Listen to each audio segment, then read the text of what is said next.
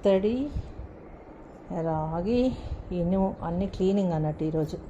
ఇలా తోమేసి శుభ్రంగా మనం వాడకుండా ఉండేటప్పుడు ఏం చేయాలంటే నీట్గా తుడిచి కొంచెం ఒక ఆయిల్ చుక్క వేసి క్లీన్గా దానికి అంత రబ్ చేసి మళ్ళీ గట్టిగా తుడిచేసేయాలి.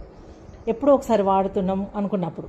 ఇంకా డైలీ వాడే వాటికి ఏం అక్కర్లేదు. డైలీ వాడేవి ఇది చాలా జిడ్డు ఉండే, కొంచెం ఒక రకమైంది. ప్రస్తుతానికి ఇక్కడ నా దగ్గర ఇవి ఉన్నాయి, ఇంకా పైన ఉన్నాయి. ఇవైతే రెగ్యులర్గా వాడేటి అన్నట్టు. ఇనుప వాటిని ఇలా కొంచెం చింతపండు, ఉప్పు వేసి ఆ తర్వాత ఇటుక పొడి వేసి తోమేసి కడిగి మళ్ళీ ఒకసారి తోమి ఆ తర్వాత నీట్గా తుడిచేసి కొంచెం ఒక ఆయిల్ ఒక 2-3 డ్రాప్స్ వేసి క్లీన్ చేసుకోవాలి. ఏంటంటే తుప్పు రాకుండా ఉంటుంది. అలాగే ఇత్తడి ఇవన్నీ పూజకు అంటే పంతులు గారు చాలా కలశాలు అవి కావాలన్నారు. ఇవన్నీ తోమి పెట్టాను. ఆయన ఏవి వాడుకుంటారో ఆయన ఇష్టము. తోమి దీపాలు అవి ఇంకా దాని నిండా అవి, కానీ అవి అక్కర్లేదు మనకు. ఇవి మాత్రం అవసరము.